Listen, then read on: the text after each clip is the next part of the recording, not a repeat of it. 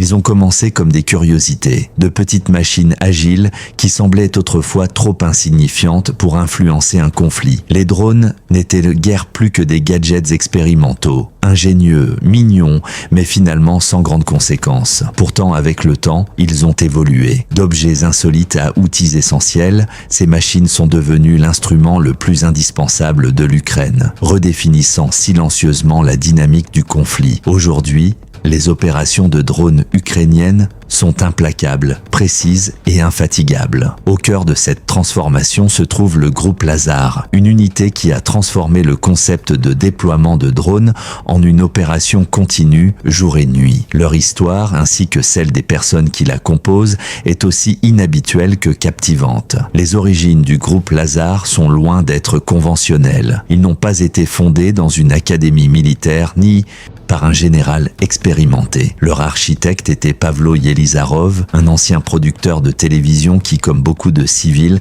a été poussé à agir lorsque la guerre est arrivée à sa porte. Dans le quartier de Petchersk à Kiev, la réalité de l'invasion l'a secoué, le passant de l'incrédulité à la détermination. Les explosions faisaient trembler les bâtiments, les bulletins d'information diffusaient des mises à jour en continu, et le sentiment d'urgence devenait indéniable. Il savait qu'il devait contribuer. Le premier geste de Yelizarov fut étonnamment simple. Un appel téléphonique à l'ancien ministre de la Défense, Oleksiy Reznikov. À sa grande surprise, il obtint une réponse. À partir de là, il rejoignit le 126e bataillon de défense territoriale de l'Ukraine, défendant initialement le district de Darnitsia. Il organisa les ressources, établit des points de contrôle et répara les installations, transformant un siège improvisé installé dans un bâtiment de maternelle en un centre opérationnel. Pendant cette période, il engagea également des fonds personnels substantiels pour soutenir l'effort, démontrant un niveau de dévouement qui allait poser les bases du travail futur. Lorsque les combats initiaux à Kiev se calmèrent, Yelizarov rejoignit une unité nouvellement formée des forces spéciales, surnommée les Loups Blancs, stationnée à Zaporijjia. C'est là que le potentiel des drones devint évident. En observant ces machines en action, il réalisa qu'elles pouvaient être bien plus que de simples outils de surveillance. Elle pouvait devenir un élément central de l'approche défensive et stratégique de l'Ukraine. L'idée du groupe Lazar était née. Yelizarov acquit un petit drone agricole, initialement destiné à la contrebande, et effectua des opérations expérimentales. En y attachant un obus de mortier, lui et son équipe exécutèrent leur premier Stryk. Bien que rudimentaire, le résultat fut révélateur. Une plateforme peu coûteuse, efficace et polyvalente venait d'être découverte. Ce succès initial déclencha une vague d'innovation et ce qui avait commencé dans un simple garage se transforma en une unité opérationnelle complète. Le groupe Lazar fonctionne avec l'efficacité d'un système parfaitement réglé. Chaque membre a un rôle précis. Les terminaux Starlink permettent une communication continue à travers toute l'Ukraine, tandis que les opérateurs et navigateurs travaillent en synchronisation avec les équipes au sol, coordonnant frappe et surveillance dans des cycles ininterrompus. Leur modèle a même été comparé à une approche McDonald's. Chaque personne a un objectif, chaque étape est calculée et l'opération progresse continuellement vers ses objectifs. Remarquablement, le groupe Lazar est en grande partie composé de civils. Presque tous ses membres viennent de milieux non militaires. Ingénieurs, analystes et administrateurs ont tous apporté leur expertise pour créer une unité capable d'opérations soutenues et hautement efficaces. Les analystes financiers du groupe veillent à ce que les drones et les ressources soient répartis de manière optimale. Une innovation stratégique qui a amplifié l'impact de l'unité bien au-delà de ce que les structures militaires traditionnelles pourraient atteindre seules. Les résultats parlent d'eux-mêmes. Des milliers de pièces d'équipement russes ont été touchées par les drones Lazar. Des engagements sur plusieurs fronts ont perturbé la logistique, entravé les avances et provoqué des retraits. Tanks, véhicules blindés et artillerie automotrice ont été neutralisés lors d'opérations soigneusement planifiées. Les camions de transport et les lignes d'approvisionnement ont également été compromis, causant des revers opérationnels significatifs. Le total d'équipement,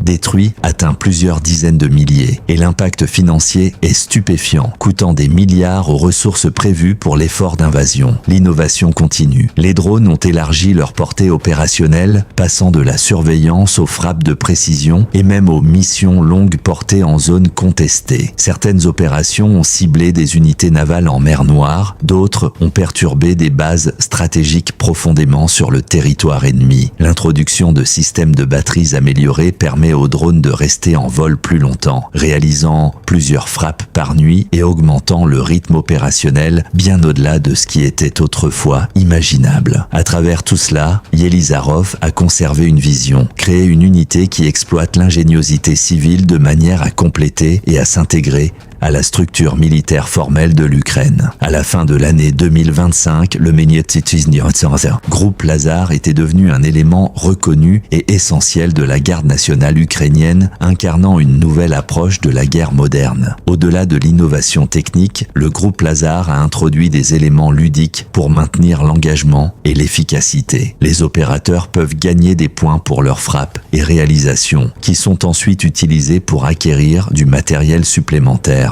Ce système favorise la compétition, la responsabilité et l'amélioration continue, garantissant que l'unité reste à la pointe des opérations basées sur les drones. L'impact psychologique de ces drones est indéniable. Petits, maniables et souvent opérant en faible visibilité, ces appareils créent une présence constante sur le champ de bataille. Les soldats savent que même les zones auparavant considérées comme sûres sont désormais surveillées. L'effet est autant stratégique que dissuasif, obligeant à la vigilance, ralentissant les avances et influençant la prise de décision à tous les niveaux. À mesure que la technologie des drones continue d'évoluer, le groupe Lazar reste un moteur clé de l'adaptation de l'Ukraine au combat moderne. Leur approche démontre que l'innovation, la coordination et la débrouillardise peuvent redéfinir l'engagement militaire. Les drones ne sont plus expérimentaux. Ils sont désormais centraux dans la planification opérationnelle, façonnant la stratégie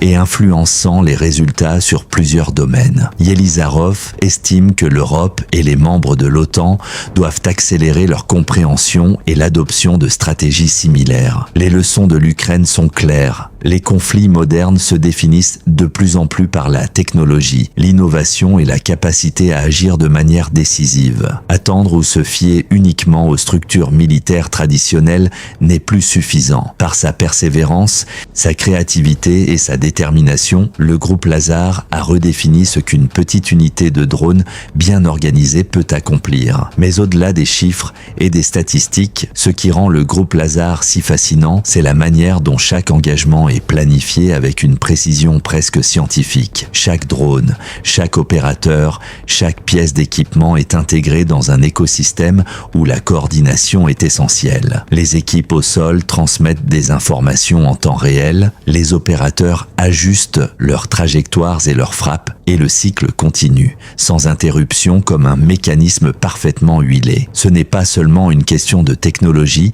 mais de stratégie humaine, anticiper, prévoir et agir avec rapidité. Les pilotes, souvent civils, développent une intuition unique pour évaluer les zones d'avancée ou de retrait, comprendre les mouvements adverses et adapter leurs actions. Chaque succès, chaque retrait ou engagement est une leçon qui enrichit l'ensemble du groupe. Les drones, bien qu'ils soient de simples machines, deviennent des extensions de la pensée et de l'ingéniosité humaine. Et cette fusion entre technologie et esprit stratégique est ce qui rend leurs opérations si redoutables. Le groupe Lazar continue de perfectionner ses méthodes, explorant de nouvelles innovations, testant de nouvelles tactiques et étendant continuellement sa portée, démontrant que même dans un conflit prolongé, l'adaptation et l'ingéniosité restent des atouts majeurs. Restez attentifs. Si vous souhaitez assister à l'évolution continue de la guerre par drone et suivre les innovations stratégiques